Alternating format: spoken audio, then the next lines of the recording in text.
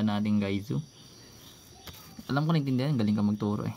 Joke lang. So meron tayong given. Paano ba ito simulan? So kunyari circle siya. Then yan, meron tayong given, let's say ganito. Kunyari ganyan. Okay na yan. Tapos ito x. Tapos ito 40. Then meron tayo ditong 2x plus 20. So ano yung value ng x? Wala na, minental na. Joke lang. So basically guys, ito yung second, 'di ba? Second. So alam na natin kung paano 'to ginagawa.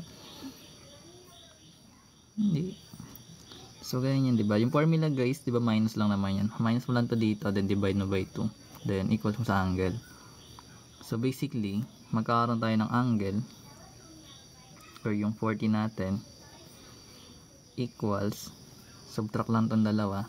So magkakaroon tayo ng major arc minus yung minor arc. Then divide lang natin by 2. So ito yung terms ng major arc. Ito yung term ng minor arc. Then yan, simplify na lang. So multiply lang siya both sides para ma-eliminate natin yung 2. So makakancel na siya dito. Then multiply natin to dito. So magkakaroon tayo ng 2 times 40 which is 80, which is equals to 2x plus 20 minus x. So combine like terms. So magkakaroon tayo ng 80. Yung 20 lipat natin, magiging minus 20. Then ano pa? Sa kabilang side, magkakaroon tayo ng 2x minus x. So pinagsama lang natin yung mga variables tsaka yung constant sa kabilang side. So yung 80 minus 20, that is 60. So equals, let's say 2x minus x, that is x. So yung variable x natin is 60. So ngayon, ano yung value na itong major arc natin?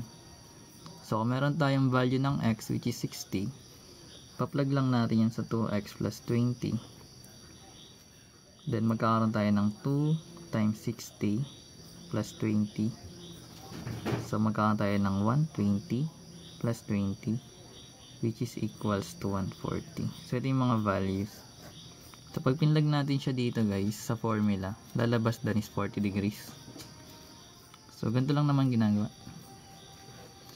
Yes, pang grade 10 kasi grade 10 tayo eh. Basic lang tayo guys. Ang galing naman.